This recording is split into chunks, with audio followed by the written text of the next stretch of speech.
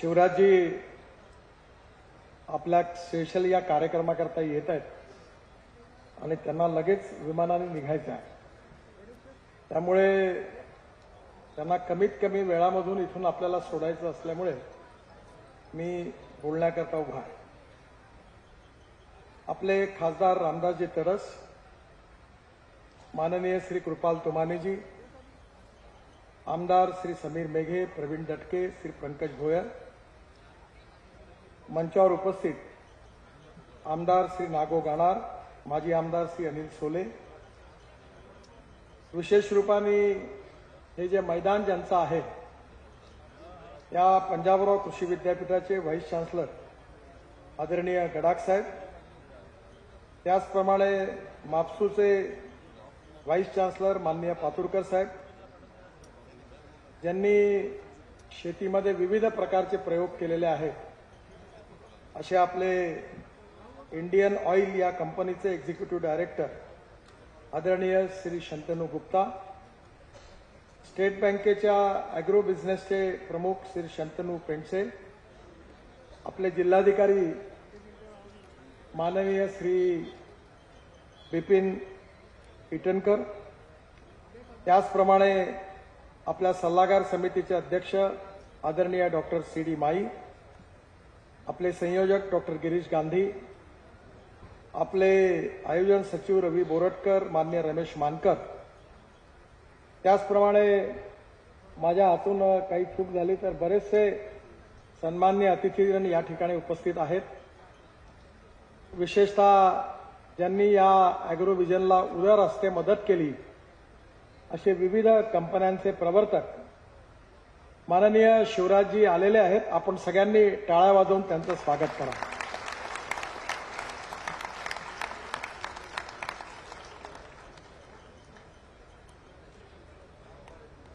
शिवराजजी केवळ आपल्या विनंतीवर त्यांना आज वेळ नसतानाही आइए शिवराजजी, बहुत आइए बैठिए. हमने आपका समय बचेगा इसलिए हमने कार्यक्रम शुरू कर दिया था. Thank you. हमारे विशेष प्रार्थना पर वो आज विशेष रूप से यहां आए हैं और उनका आने का आग्रह इसलिए था कि हमारे देश में एग्रीकल्चर ग्रोथ रेट में लगातार 3 बार जिस राज्य ने प्रथम क्रमांक हमारे देश में प्राप्त किया है वो मध्य प्रदेश के शिवराज जी मुख्यमंत्री हैं और इसलिए उनके राज्य में उन्होंने जो अच्छा काम किया है उसकी प्रेरणा भी हम सबको उसके कारण मिलेगी और इसलिए इसी क्षेत्र में उन्होंने अच्छा काम किया, इसलिए हमारा आग्रह था कि वो हमारे कार्यक्रम में आए, वो यहां आए हैं. सबसे पहले ये हमारा 12 साल हमने पूरे किए हैं, ये 13 साल हमारा चल रहा है और पहली बार हमने हमारे रेशिमबाग मैदान से हटकर हम यहां आए हैं और यहां ये जगह थोड़ी दूर है पर हमारा एक सपना है कि देश का सबसे पहला अंतर्राष्ट्रीय दर्जे का इंटरनेशनल स्टैंडर्ड का एग्रो कन्वेंशन सेंटर स्वर्गीय पंजाबराव देशमुख जी के नाम से हम इसी मैदान पर शुरू करना चाहते हैं, पूरा करना चाहते हैं. इसके लिए पंजाबराव कृषि विद्यापीठ के एग्जीक्यूटिव काउंसिल ने भी परमिशन दी है और करीब 150 करोड़ रुपए की योजना भी बनाई है और हमारे चीफ सेक्रेटरी से जो कमेटी है वो रिकमेंड होकर जाएगी तो निश्चित रूप से भारत सरकार से हमने 150 करोड़ रुपए इसके लिए मांगे हैं और आदरणीय कृषि मंत्री नरेंद्र तोमर जी ने आश्वासन दिया है कि वो निश्चित रूप से इसके लिए पूरी मदद करेंगे और मेरा विश्वास है कि अगले साल के एग्रो कन्वेंशन होने के पहले हम Panjabrao Deshmukh agro convention centre के कार्य का शुभारंभ करेंगे. ये मैं विश्वास के साथ आपको बताना चाहता हूं. मैं आभार व्यक्त करता हूं हमारे गडाख साहब का कि जिन्होंने ये मैदान हमको उपलब्ध करा कर दिया. इसकी हालत बहुत खराब थी जब मैंने देखा तो मुझे लगता था कि ये अच्छा करना असंभव है, पर हमारे एग्रोविजन के टीम ने रवि बोरटकर जी के मार्गदर्शन में इस मैदान को बदल दिया है। और आज वाइस चांसलर साहब भी जब इसको देखेंगे तो उनको ध्यान में आएगा कि पूरा मैदान बदल गया है। और इसलिए मैं रवि जी को और उनके सहकारियों को भी बहुत बहुत धन्यवाद देता हूं, उनका अभिनंदन करता हूं। आपको और एक बात की खुशी है कि हमारा एग्रो कन्वेंशन पूरा होने के बाद हमने वर्धा रोड पर रेडिसन होटल के सामने इतना 4,500 स्क्वायर फुट का एक प्लॉट एग्रो विजन के लिए हमने खरीदी किया है। और हमारा कन्वेंशन होने के बाद अगले सप्ताह में हम उसका भूमि पूजन करेंगे। और हमारी कल्पना यह है कि जो खेती करने वाले जो किसान हैं उनको एक एयर कंडीशन सभागृह में ऑडियो वीडियो की व्यवस्था होने के साथ उनको एक प्रशिक्षण की व्यवस्था वहां हो, और वो व्यवस्था हम उसमें करेंगे। और बाकी भी विषयों का मार्गदर्शन ईयरली हमारे एक्सपर्ट लोगों से पूरे किसानों को निःशुल्क वहां से मिलेगा। और वो भी कार्य, उसका शुभारंभ भी हम इसी साल करेंगे। उसी के सामने जो जगह है वो पब्लिक यूटिलिटी का प्लॉट है जो रेडिसन के सामने की है। हमने महाराष्ट्र के मुख्यमंत्री और उप मुख्यमंत्री जी से अनुरोध किया है कि वो सोसाइटी में हम भी मेंबर बन गए हैं और हमें वो प्लॉट पब्लिक यूटिलिटी के कामकाज के लिए वो दे। और उसी पे एक ऑर्गेनिक किसानों के लिए एक अच्छा अत्याधुनिक बाजार, जहां कस्टमर आकर, किसान डायरेक्ट अपना माल रखेगा और ग्राहक आकर वहां ऑर्गेनिक और इनऑर्गेनिक दोनों की भी व्यवस्था करेंगे। पर ऑर्गेनिक पर हमारा जोर है, तो उसका पहला अच्छा बाजार वहां शुरू करेंगे। फ्रूट्स, वेजिटेबल, फूड ग्रेन, और उसमें सभी उपलब्ध होगा। ये भी हमारा एक सपना है। एग्रोविजन के द्वारा ये भी काम हम करेंगे। आज मुझे इस बात की खुशी है कि हमारे एग्रोविजन की जो थीम है वो अन्न, चारा और ईंधन, इन 3 शब्दों में हमारी पूरे उद्दिष्टों को हमने समाया है। सबसे पहले मैं अभिनंदन करूंगा हमारे इंडियन ऑयल के चेयरमैन वैद्य साहब, और आज शंतनु गुप्ता साहब जो उसके एग्जीक्यूटिव डायरेक्टर है, उनका विशेष रूप से धन्यवाद दूंगा। उनका बहुत बहुत अभिनंदन करूंगा। आप जोरदार तालियां बजाकर आप करिए, बाद में मैं बताऊंगा कारण क्या है। इंडियन ऑयल ने पानीपत में जो परली होती है, राइस स्ट्रॉ, उसको हम जलाते हैं। हमारा एक सपना था कि टेक्नोलॉजी प्रूवन होनी चाहिए, और इंडियन ऑयल ने 2 प्रकल्प शुरू किए। एक, उन्होंने राइस स्ट्रॉ से 1 lakh litre ethanol per day और 150 टन बायोबिटुमिन पर डे वाला प्लांट पानीपत में लगभग शुरू किया है। और ये एक बहुत बड़ा चेंज है कि पंजाब, हरियाणा, उत्तर प्रदेश और देश भर में जो चावल उत्पादक क्षेत्र है, वहां जो परली है वो जलाने का काम होता था, जिससे प्रदूषण में दिल्ली में कितना नुकसान हुआ आपको पता है। अब वो परली से इंडियन ऑयल ने इथेनॉल बनाया और बायोबिटुमिन बनाया है। अब पूरी परली से इसी प्रकार से बायोबिटुमिन बनेगा तो 80 लाख टन बायोबिटुमिन हमारे देश में लगता है, और ज्यादातर मेरे ही विभाग में लगता है। और 50 लाख टन इतना बिटुमिन हमारे देश में तैयार होता है, और 25 लाख से 30 लाख टन बिटुमिन हम आयात करते हैं, इंपोर्ट करते हैं। तो मुझे खुशी है कि इसी प्रकल्प जब शुरू हो जाएंगे तो हमारे देश को बिटुमिन आयात करने की जरूरत नहीं पड़ेगी। हमारे गांव के रास्ते, हमारे जिले, राज्य और NHAI के राष्ट्रीय महामार्ग, ये किसानों ने तैयार किए हुए बायोबिटुमिन का जो परली है उससे बनकर हमें मिलेंगे। इस बात का शुरुआत इंडियन ऑयल ने की है। दूसरी बात उन्होंने और बड़ी की है, जिसके लिए मैं शंतनु जी को कहूंगा कि वैद्य साहब के पास हमारा अभिनंदन पहुंचाइए। वो ये है कि उन्होंने बांबू से आसाम में बायो इथेनॉल बनाने का प्रोजेक्ट शुरू कर दिया है। तो वेस्ट लैंड पर बांबू लगेगा और बांबू से बायो इथेनॉल बनेगा, और बायो इथेनॉल से हमारा किसान अब अन्नदाता नहीं ऊर्जादाता बनेगा, ये हमारा सपना पूरा होगा। इसी प्रदर्शन में टोयोटा कंपनी की गाड़ी आई है और वो गाड़ी आप सबको देखने के लिए मिलेगी। वो कैमरी करके उसका मॉडल है। वो 100% बायो इथेनॉल पर चलती है और वो गाड़ी से जो इथेनॉल आएगा उसका रेट 60 रुपए लीटर है, पेट्रोल का 120 रुपए लीटर है। और ये गाड़ी जो है ये 40% बिजली तैयार करेगी। तो अगर पेट्रोल की तुलना में अगर विचार करें तो गाड़ी चलाने के लिए 20 से 25 रुपए लीटर का पेट्रोल का भाव होगा, इस भाव में पड़ेगी। अब टोयोटा कंपनी पूरी गाड़ियां ऐसी अगले महीने में लॉन्च कर रही है और मर्सिडीज, BMW, बाद में हुंडई और मारुति सुजुकी सब कर रहे हैं।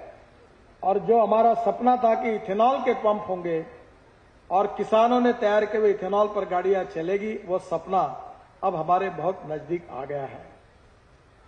दूसरी महत्वपूर्ण बात है जो मैं आप सबसे आग्रह करूंगा कि अब हम जल्दी ही इथेनॉल के पंप शुरू करेंगे और उसके लिए सबसे इंपॉर्टेंट चीज ये है कि हमारी हीरो, TVS और बजाज इनकी स्कूटर और मोटरसाइकिल मैंने आग्रह से फ्लेक्स इंजन में बनाई है, वो भी अवेलेबल है, शायद प्रदर्शनी में भी आई है।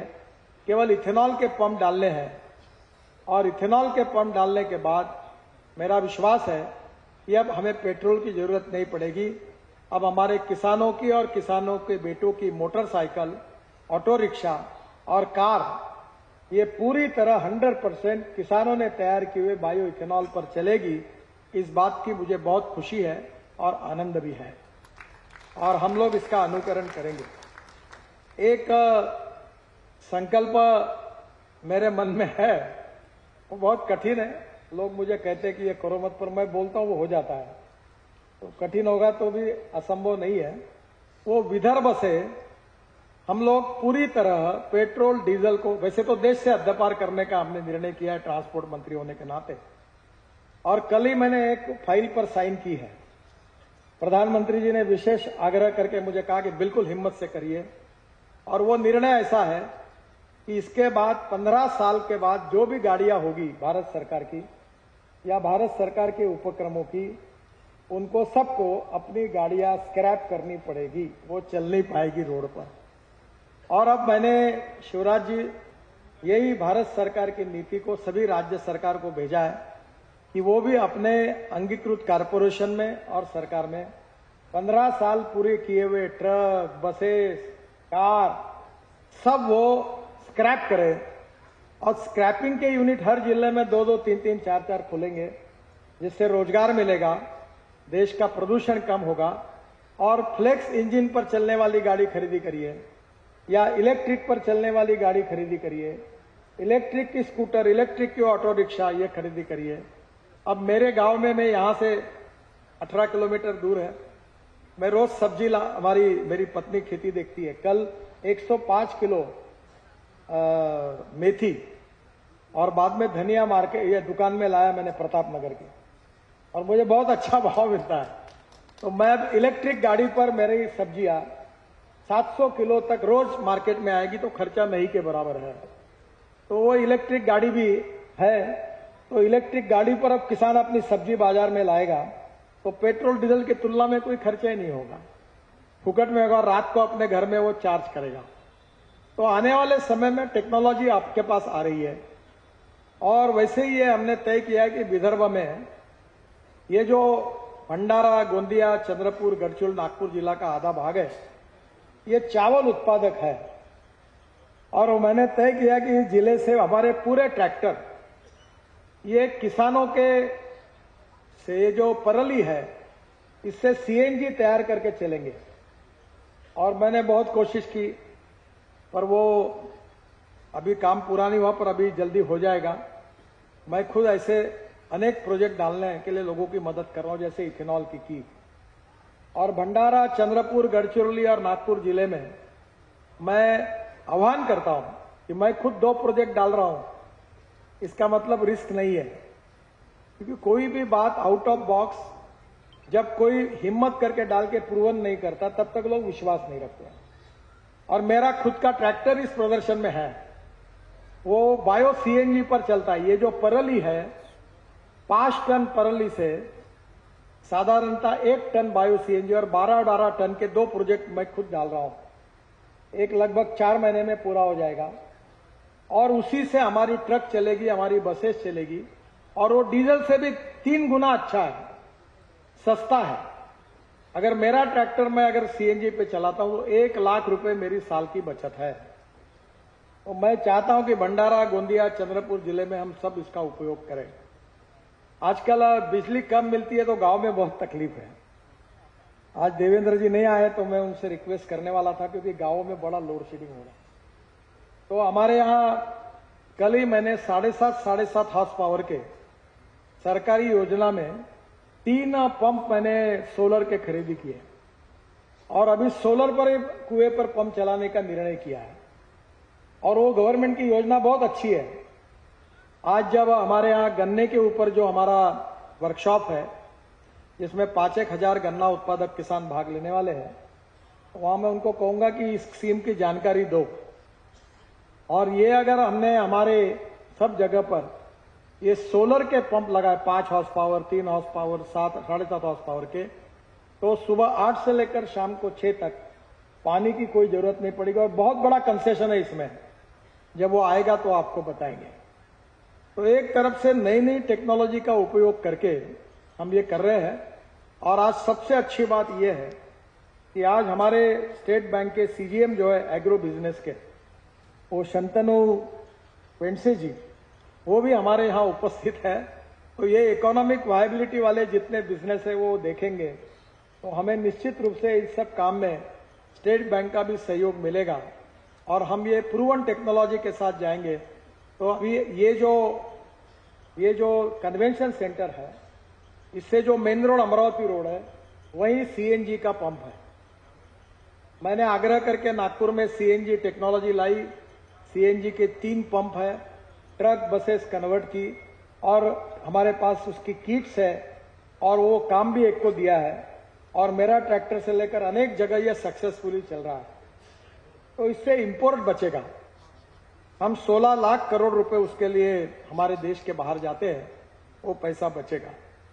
तो मुझे विश्वास है कि हमारा जो ईंधन वाला जो चैप्टर है उसमें सबसे ज्यादा हम सबको ध्यान देना है। और इसमें सबसे और तीसरी बात जो है वो पानी से, हर किसान के पास कुआं है, पानी फुकट में है और पानी निकालकर एक इलेक्ट्रोलाइजर लगाएंगे तो वो 1.25 करोड़ का है। और एक रूफ टॉप गोडाउन तैयार करेंगे pre cooling plant, cold storage या फूड ग्रेन के लिए, तो ऊपर में ऐसा सोलर लगा देंगे तो 70% पावर हाइड्रोजन में, ग्रीन हाइड्रोजन में पावर, सोलर पावर की कीमत है।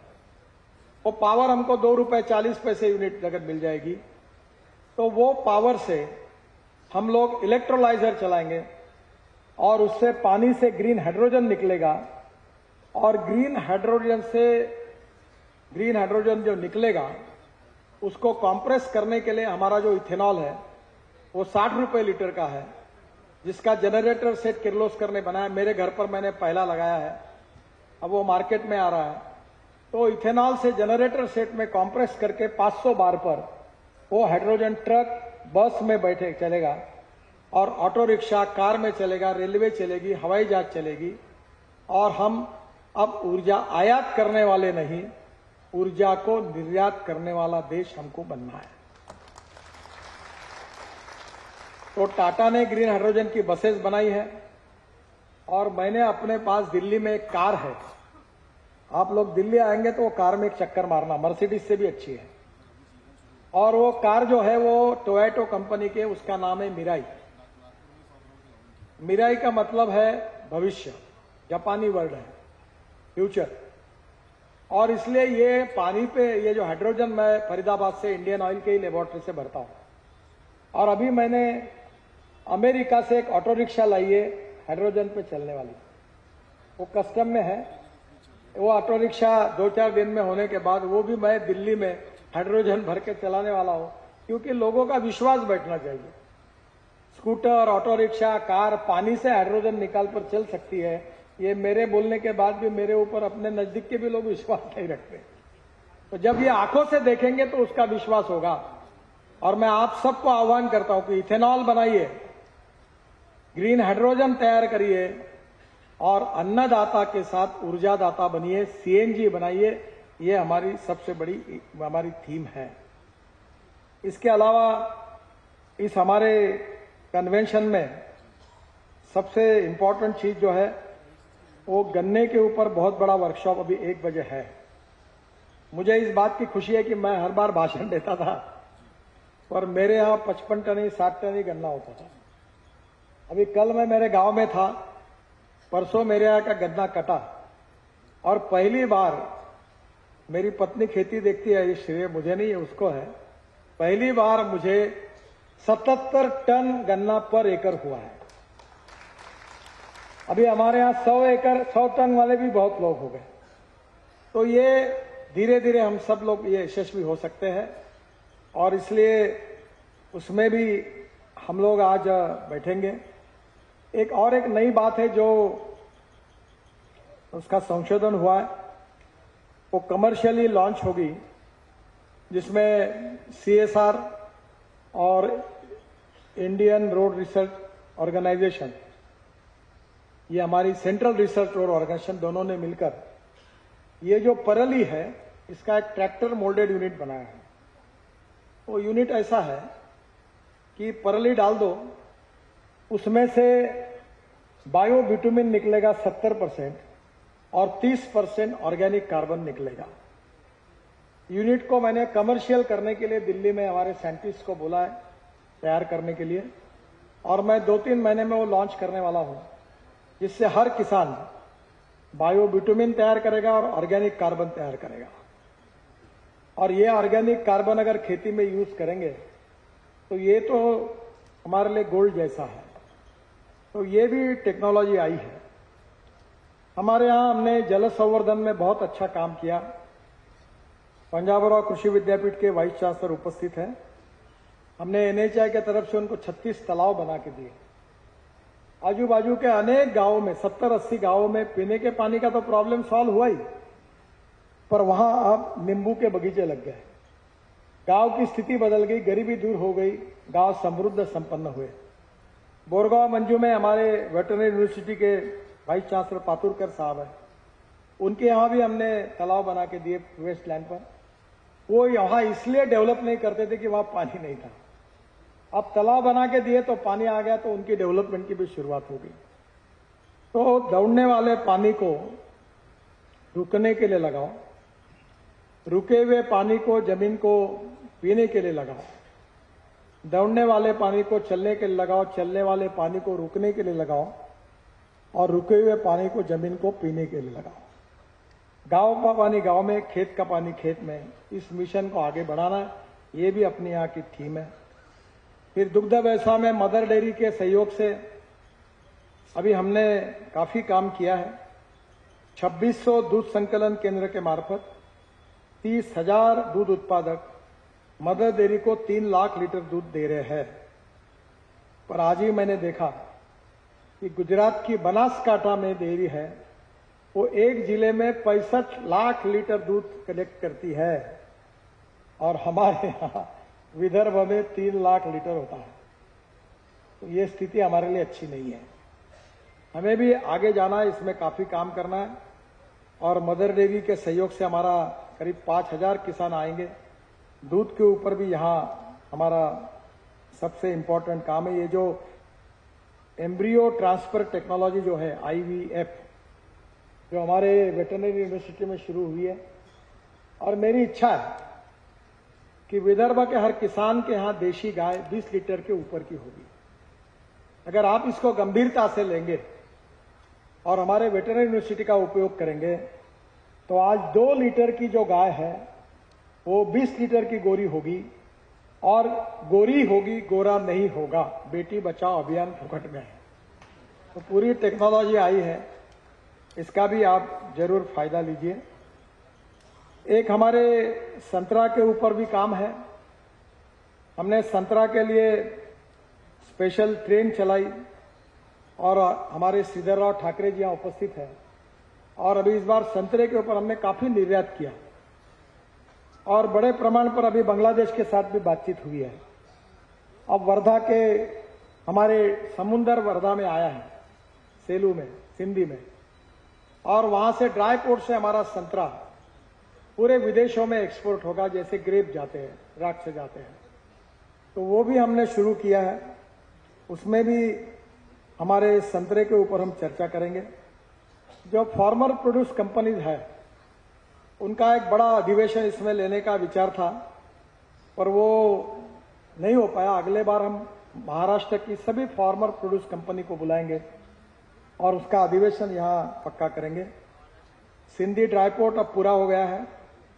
इसके साथ साथ चावल से इथेनॉल बनाने का काम, मक्के से इथेनॉल बनाने की भी शुरुआत हुई है और मुझे खुशी है कि हमारे विदर्भ में 3 प्रोजेक्ट अब शुरू हो रहे हैं जो ब्रोकन राइस से इथेनॉल बनाने का काम करेंगे। मैं बांबू के ऊपर भी काफी काम हो रहा है। बांबू का उपयोग पावर प्लांट में करने के लिए हम लोग कोशिश कर रहे हैं।